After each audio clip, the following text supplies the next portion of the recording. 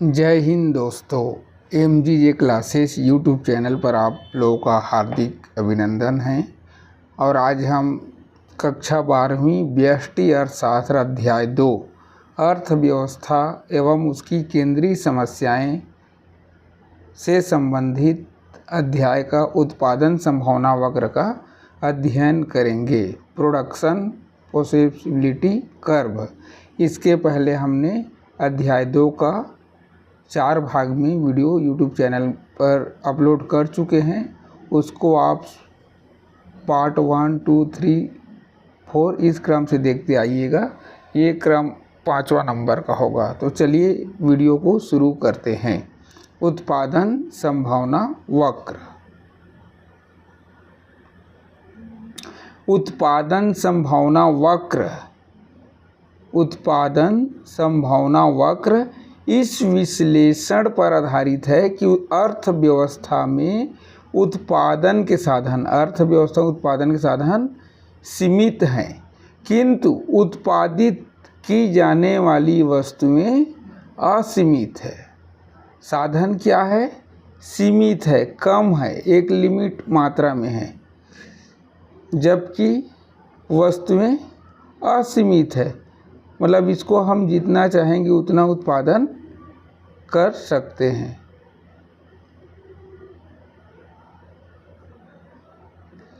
वस्तुएं क्या है? असीमित है। और साधन क्या है? साधन जो है वो सीमित है। साधन सीमित है और वस्तुएं असीमित है।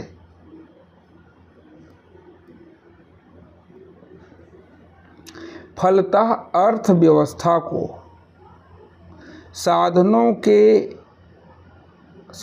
के वैकल्पिक उपयोगों के बीच चयन करना पड़ता है। इस प्रकार वस्तुओं के उत्पादन के अनेक विकल्प अर्थव्यवस्था के सामने आते हैं, जिन्हें अर्थव्यवस्था की उत्पादन संभावनाएं कहते हैं। यदि इन उत्पादन संभावनाओं को रेखाचित्र के द्वारा प्रदर्शित किया जाए तो उनके द्वारा बनने वाली रेखा को उत्पादन संभावना वक्र कहते हैं। उत्पादन संभावना वक्र कहते हैं।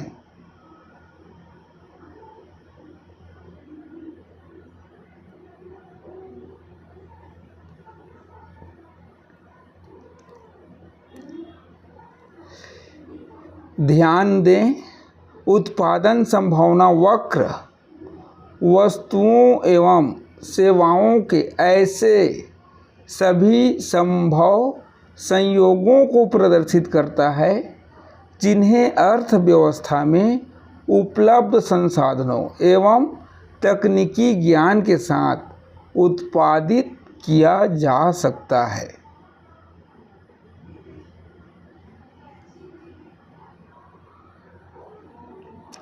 उत्पादन संभावना वक्र परिभाषा। सैमुअल्सन के अनुसार उत्पादन संभावना वक्र वह वक्र है जो दो वस्तुओं या सेवाओं के उन सभी संयोगों को प्रकट करती है जिनका अधिकतम उत्पादन एक अर्थव्यवस्था के लिए दिए हुए साधनों तथा तकनीकी के द्वारा साधनों के पूर्ण रोजगार की स्थिति में संभव होता है। साधनों के पूर्ण रोजगार की स्थिति में संभव होता है। इस प्रकार उत्पादन संभावना वक्र उन दो या दो से अधिक वस्तुओं के विभिन्न संयोगों को प्रदर्शित करने वाली रेखा है, जिन्हें एक उत्पादन संस्थान या अर्थव्यवस्था में दिए हुए संसाधनों और तकनीकी ज्ञान के द्वारा एक समय विशेष पर उत्पादित किया जाता है। अर्थव्यवस्था में एक वस्तु के उत्पादन की मात्रा को बढ़ाने के लिए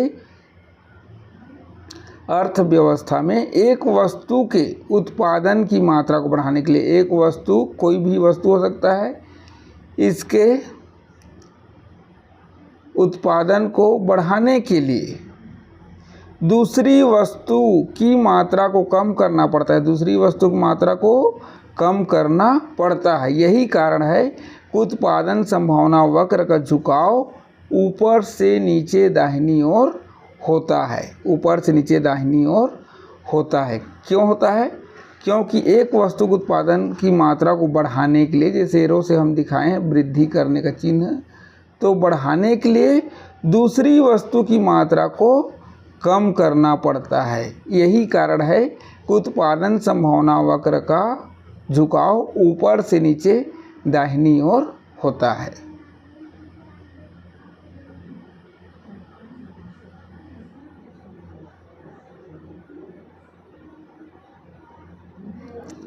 उत्पादन संभावना वक्र की मान्यताएं, प्रोडक्शन पॉसिबिलिटी कर्व असम्पशंस।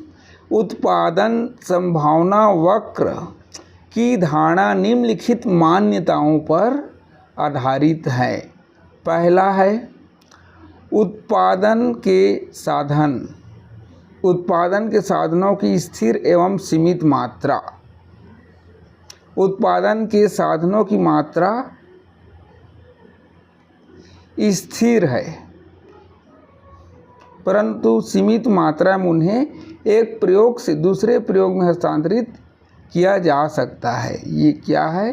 स्थिर है। उत्पादन के साधनों की मात्रा स्थिर है, परंतु सीमित मात्रा में उन्हें एक प्रयोग से दूसरे प्रयोग में हस्तांतरित किया जा सकता है।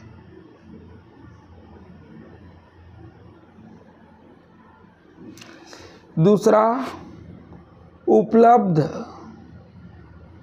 साधनों का पूर्ण एवं कुशल उपयोग। अर्थव्यवस्था में उपलब्ध सभी साधनों का पूर्ण एवं कुशलतापूर्वक प्रयोग किया जा रहा है। तीसरा बिंदु है स्थिर तकनीक, कांस्टेंट टेक्नोलॉजी।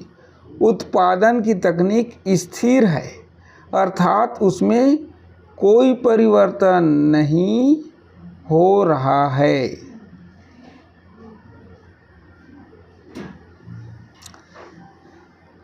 चौथा, दो वस्तुएं, टू गुड्स। अध्ययन को सरलता की दृष्टि से यह मान लिया गया है कि अर्थव्यवस्था में केवल दो वस्तुओं या वस्तुओं के दो संयोगों, टू सेट्स ऑफ गुड्स का उत्पादन किया जाता है, जैसे गेहूं तथा कपड़ा या पूंजीगत वस्तु तथा उपभोक्ता वस्तु।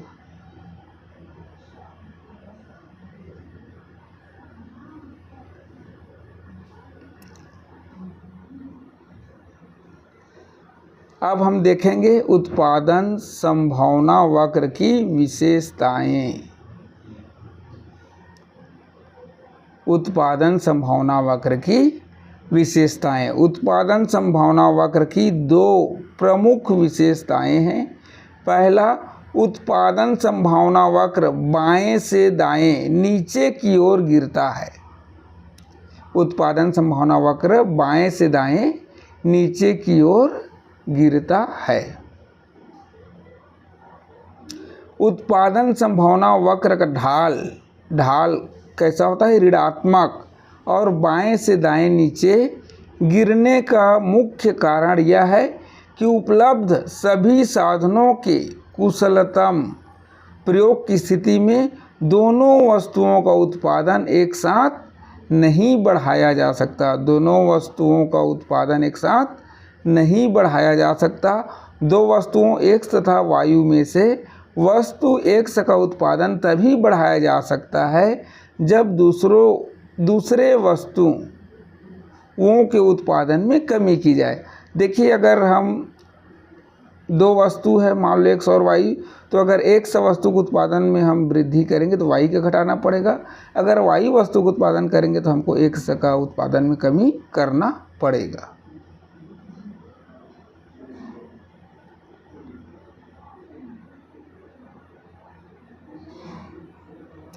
उत्पादन, दूसरा बिंदु है उत्पादन संभावना वक्र मूल बिंदु की ओर नतोदर होता है। सभी उत्पादन संभावना वक्र अपने मूल बिंदु के प्रति नतोदर होते हैं। इसका अभिप्राय यह है कि जब हम किसी एक वस्तु का उत्पादन बढ़ाना चाहते हैं तो हमें दूसरी वस्तु के उत्पादन का त्याग करना पड़ेगा। एक वस्तु का उत्पादन, मान लो एक वस्तु का उत्पादन बढ़ा रहे हैं तो y वस्तु के उत्पादन का त्याग करना पड़ेगा, और x वस्तु की प्रत्येक अतिरिक्त इकाई के लिए y की उत्तरोत्तर अधिक मात्रा का हमें त्याग करना पड़ेगा, जिसके कारण उत्पादन संभावना वक्र मूल बिंदु की ओर नतोदर हो जाता है। दूसरे शब्दों में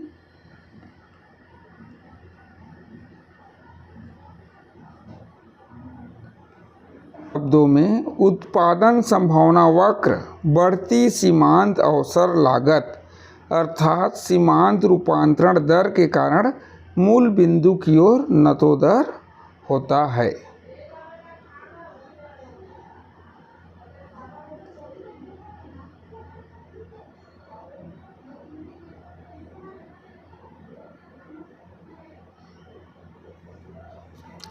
उत्पादन संभावना वक्र का ढाल बराबर y वस्तु की छोड़ी गई मात्रा बटा x वस्तु की प्राप्त की गई मात्रा। यहाँ पर देखिए बराबर डेल्टा y बटा डेल्टा x बराबर होगा सीमांत अवसर लागत, सीमांत अवसर लागत बराबर डेल्टा y बटा डेल्टा x बराबर हो जाएगा सीमांत अवसर लागत।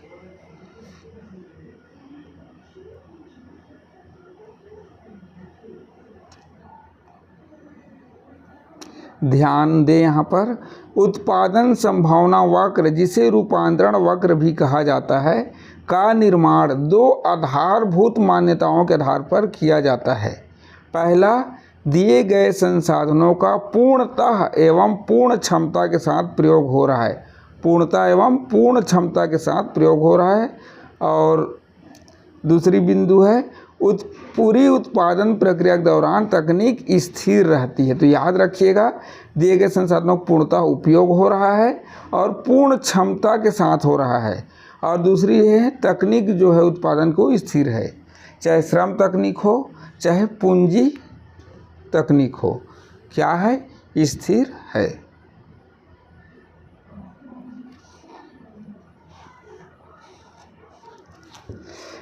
उत्पादन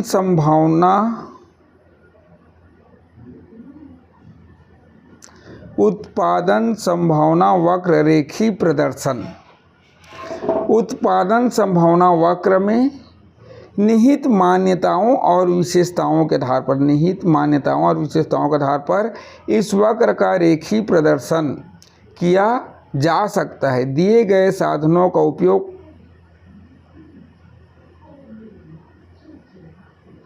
करते हुए अर्थव्यवस्था दो वस्तुओं के अनेक सहयोग दर्शाने वाले उत्पादन विकल्पों, प्रोडक्शन ऑप्शन को प्राप्त करने में सफल हो सकती है।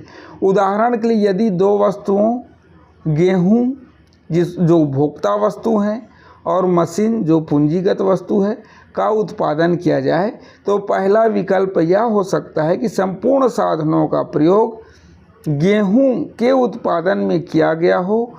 ऐसी अवस्था में मशीन पूंजीगत वस्तु का उत्पादन बिल्कुल नहीं होता है। मतलब मान लीजिए गेहूं का पूरा उत्पादन कर रहे हैं तो मशीन जीरो हो जाएगा, और अगर मशीन का पूरा उपयोग करेगा तो गेहूं जीरो हो जाएगा, अगर एक ही साधन का प्रयोग कर रहे हैं तब की स्थिति में। दूसरा ऑप्शन है, दूसरा विकल्प यह हो सकता है कि समस्त प्रयोग केवल मशीन के लिए किया गया हो, तब गेहूं का उत्पादन बिल्कुल नहीं होता।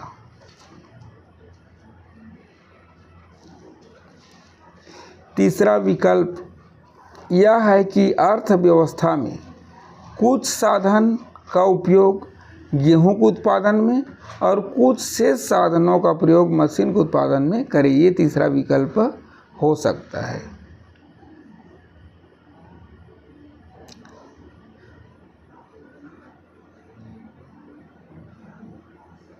इसको हम तालिका के माध्यम से समझ सकते हैं। उत्पादन विकल्प सारणी या उत्पादन संभावना सेट। यहाँ पर देखिए विकल्प दिया हुआ है। पहला यहाँ पर विकल्प दिया हुआ है, दूसरा में गेहूं जो उपभोक्ता वस्तु लाख टन में उसको दिया गया है, और तीसरा मशीन पूंजीगत वस्तु 1000 टन में दिया गया है। और यहाँ पर देखिए संयोग दिया हुआ है ए संयोग। ए संयोग में गेहूं का 0 इकाई का उत्पादन किया जा रहा है और मशीन में 50,000 इकाई का, मतलब इसमें गेहूं 0 है, मतलब इसमें गेहूं का एक भी प्रयोग नहीं किया गया। जबकि अंतिम ई संयोग में देखिए, ई संयोग में गेहूं का 4 लाख टन उत्पादन किया जा रहा है, जबकि पूंजीगत वस्तुओं का 0। तो इसमें जो हमने अभी बताया है कि इसमें क्या किया है, गेहूं का ए संयोग में 0 इकाई लिए हैं और मशीन में का पूरा ले लिए हैं, और उसी प्रकार ई में गेहूं का पूरा उपयोग किया गया है और मशीन का 0। और जबकि बी संयोग है उसमें गेहूं का 1 लाख टन का प्रयोग किया गया, जबकि पूंजीगत वस्तु या मशीन का 45,000। सी संयोग में उपभोक्ता वस्तु का 2 लाख टन और मशीन का 35,000 इकाई, जबकि डी संयोग में गेहूं का 3 और इसका 20। तो देखिए इसमें गेहूं का वृद्धि करते जा रहा है, मतलब 0 से 1, 2, 3, 4 होते जा रहा है। तो ऐसी स्थिति में ये क्या हो रहा है, ये घट रहा है। मशीन का जो उपयोग है 1000 इकाई में वो कम होते जा रहा है और गेहूं का बढ़ाते जा रहे हैं। तो इससे आप लोग समझ गए होंगे।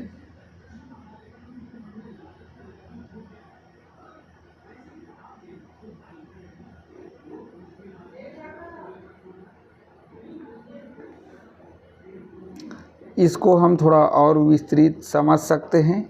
उपर्युक्त तालिका से ज्ञात होता है कि यदि ए विकल्प का उत्पादन किया जाएगा तो केवल 50,000 इकाई मशीनों का उत्पादन होगा, परंतु गेहूं का उत्पादन 0 होगा। इसके विपरीत यदि ई विकल्प का उत्पादन किया जाएगा तो केवल 4 लाख टन गेहूं का उत्पादन होगा, परंतु कपड़े का कोई उत्पादन नहीं होगा। इन दोनों चरम सीमाओं के अतिरिक्त उत्पादन की कई वैकल्पिक संभावनाएं हैं, जैसे बी विकल्प 1 लाख टन गेहूं प्लस 45,000 इकाई मशीन, अथवा सी विकल्प 2 लाख टन गेहूं और 35,000 इकाई मशीन, अथवा डी विकल्प 3 लाख टन गेहूं और 20,000 इकाई मशीन।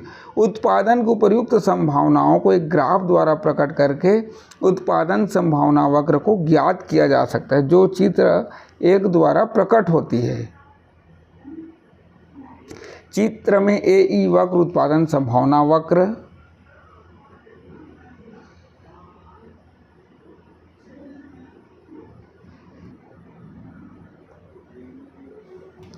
तो यहाँ पर चित्र 1 है, ये चित्र 1 है और इसमें हम समझेंगे।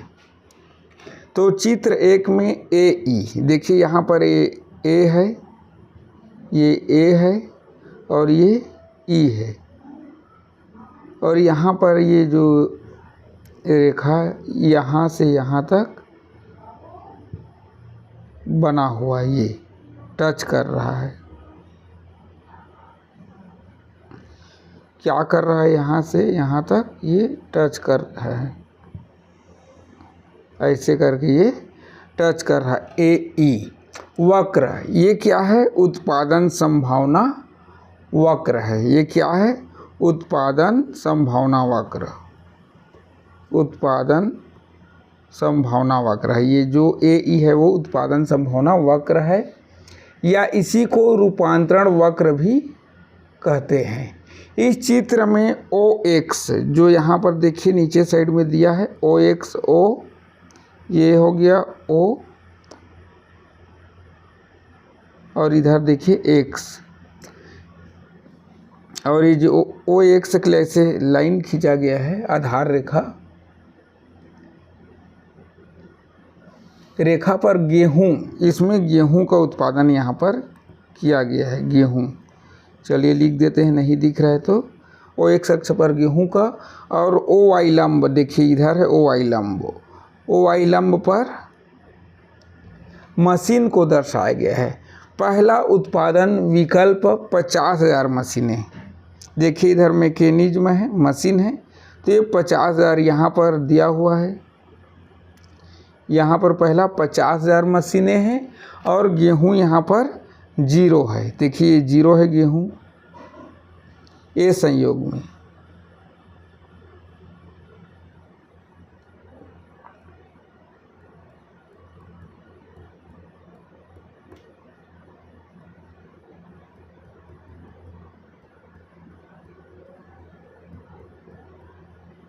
अब हम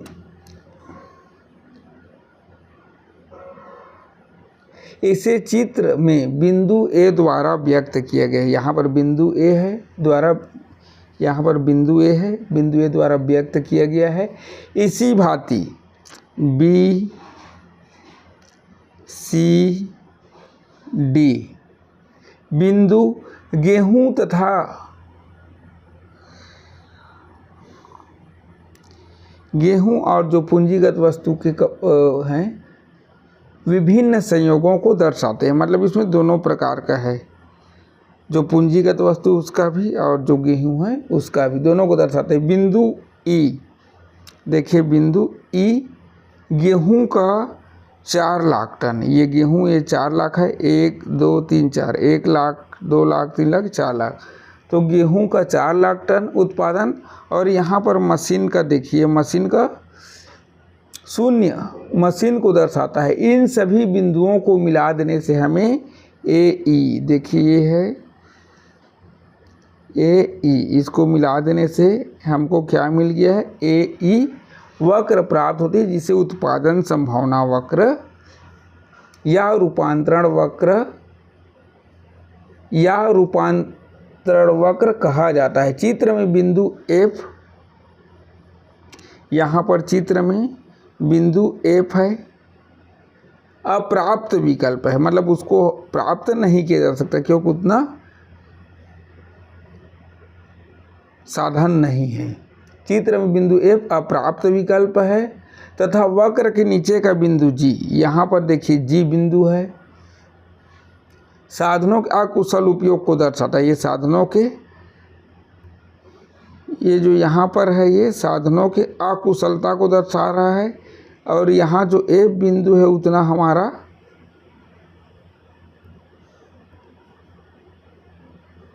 एफ बिंदु इतना हमारे पास साधन नहीं है। और जो जी दिखा रहा है यहाँ पर वो अकुशलता को दिखा रहा है, अकुशल उपयोग को दिखाने वाले विकल्प को दर्शाया गया है।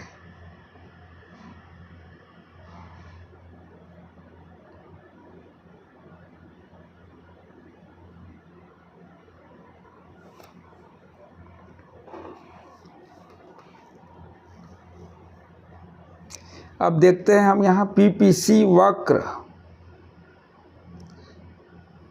पीपीसी वक्र कब एक सरल रेखा की आकृति लेता है? क्या पीपीसी एक सीधी रेखा का आकार लेती है?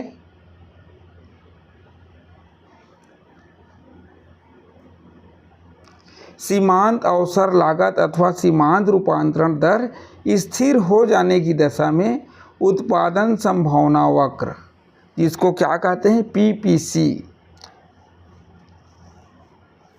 प्रोडक्शन प्रोपेंसिटी कर्व, एक सरल रेखा के रूप में होता है। सीमांत रूपांतरण दर स्थिर होने की दशा में वस्तु वाई के उत्पादन की हानि और वस्तु एक्स के उत्पादन कुछ संसाधन उत्पादन किए जाते हैं के लाभ वाई से वस्तु का अनुपात उत्पादन एक्स की स्थिर रहता है।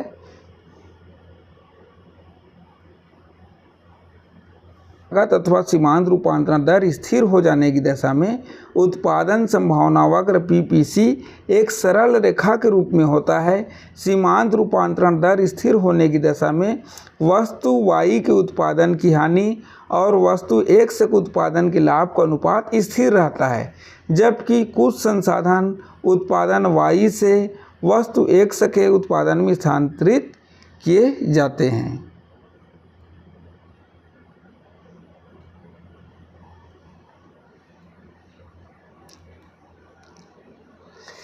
उत्पादन संभावना वक्र, उत्पादन संभावना वक्र, यहाँ पर उत्पादन संभावना ये वक्र है। उत्पादन संभावना वक्र का खिसकाव या घुमाव, shifting rotation of production possibility curve. उत्पादन संभावना वक्र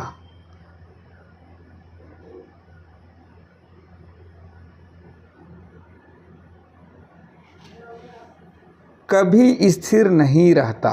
उत्पादन संभावना वक्र कभी स्थिर नहीं रहता है, इसकी स्थिति बदलती रहती है, क्योंकि इस वक्र की मान्यताएं बदलती रहती है। साधनों की मात्रा का परिवर्तन एवं तकनीक में परिवर्तन दोनों घटकों के कारण उत्पादन संभावना वक्र में खिसकाव या घुमाव उत्पन्न होता है।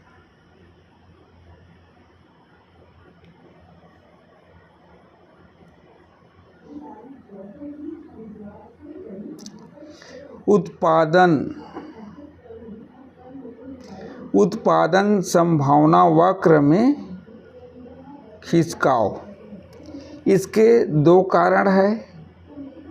कौन कौन सा?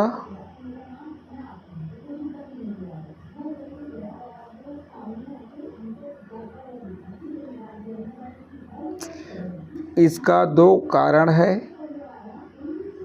पहला, साधनों में परिवर्तन। साधनों में परिवर्तन दो प्रकार से होता है। पहला साधनों में वृद्धि और दूसरा साधनों में कमी। दूसरा तकनीक में परिवर्तन होता है। किस में परिवर्तन होता है? तकनीक में परिवर्तन होता है, और ये तीन प्रकार से होता है। पहला, वस्तु X के लिए अधिक कुशल तकनीक का प्रयोग किया जाता है। दूसरा ऑप्शनल ये हो सकता है कि वस्तु Y के लिए अधिक कुशल तकनीक का प्रयोग, और तीसरा इसमें दोनों वस्तुओं X तथा Y के लिए अधिक कुशल तकनीक का प्रयोग किया जा सकता है।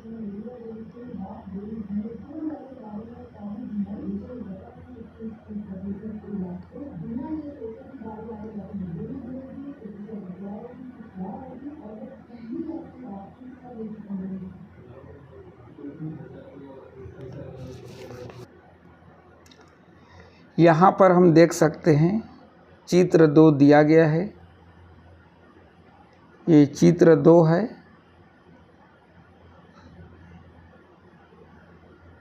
साधनों में वृद्धि के कारण साधनों में परिवर्तन हुआ है, और यहाँ पर परिवर्तन कैसे हुआ है? साधनों में वृद्धि हुआ है। तो साधनों में वृद्धि के कारण दोनों वस्तुओं X तथा Y का उत्पादन अधिक करना संभव हो पाता है। देखिए, साधन में वृद्धि हुआ तो X तथा Y दोनों को उत्पादन में वृद्धि करना संभव हो पाता है, और परिणाम स्वरूप उत्पादन संभावना वक्र अपनी मूल स्थिति से दाईं ओर खिसक जाता है। यहाँ पर देखिए चित्र में PP, ये यहाँ पर देखिए PP, ये PP है,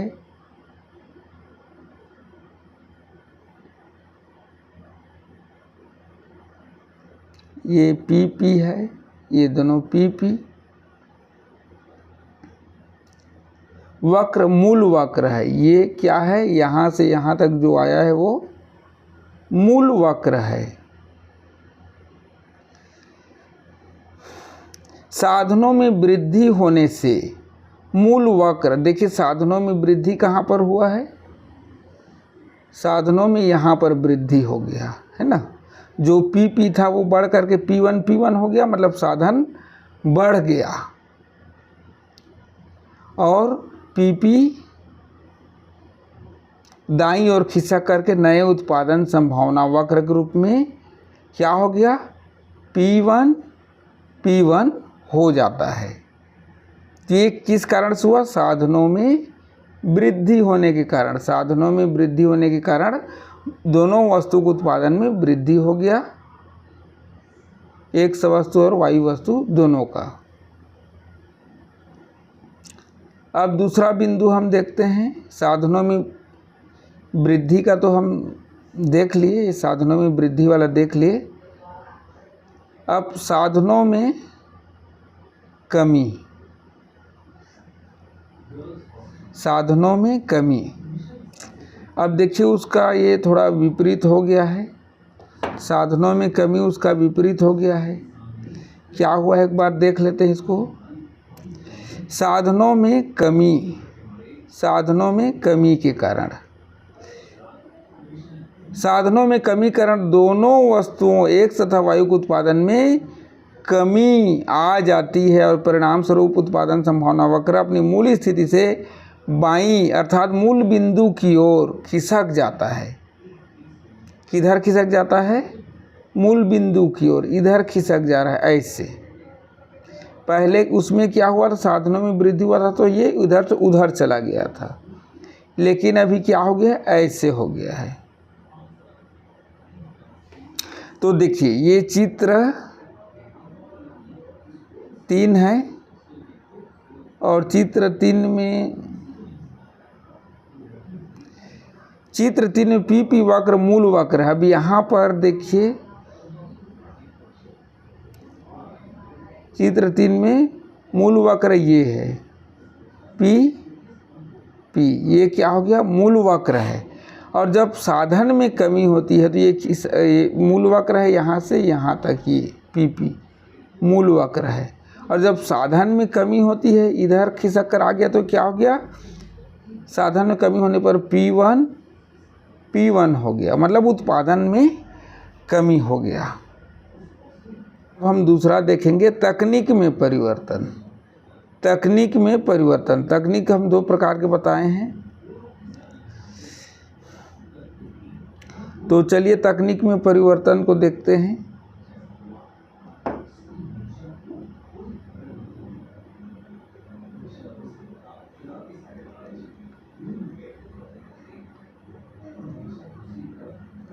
तकनीक में परिवर्तन, ए वस्तु X के उत्पादन के,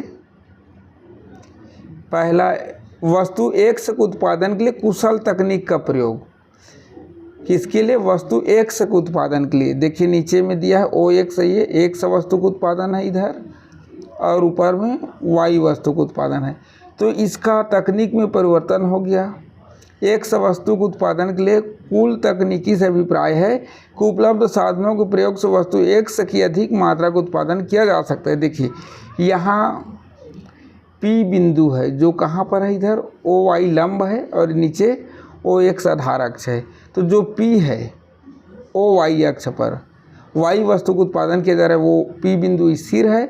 और जो इधर नीचे में है जो P था, वो X वस्तु का तकनीक में वृद्धि होने से क्या हो गया, P से P1 खिसक गया, मतलब दाहिना साइड में खिसक गया, और इससे X वस्तु के उत्पादन में वृद्धि हो गया।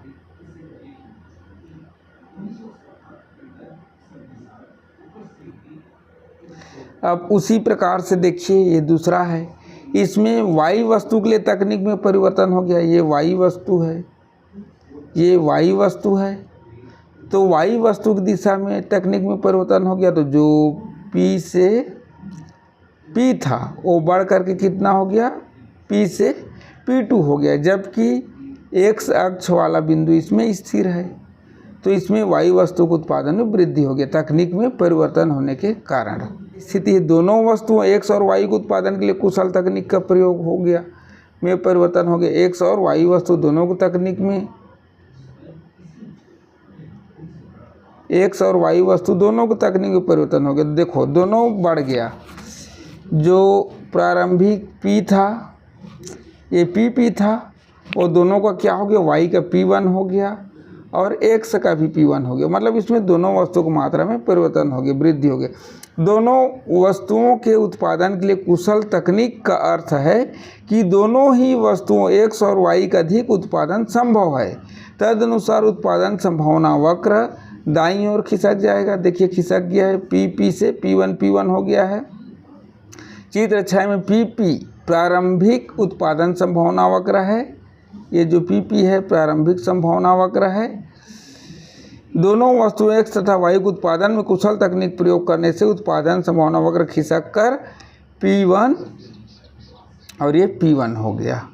P1 ये हो जाता है। P1 पसंद आया होगा और अभी तक हमारा चैनल को सब्सक्राइब नहीं किए हैं MGJ क्लासेस को, तो सब्सक्राइब कर लें। ये आप लोग का कक्षा 12वीं का जो कोर्स में दिया है उसी चीज़ को पढ़ाया जा रहा है जो बोर्ड परीक्षा में आना निश्चित है। तो वीडियो को पूरा देखने के लिए धन्यवाद। जय हिंद, जय भारत।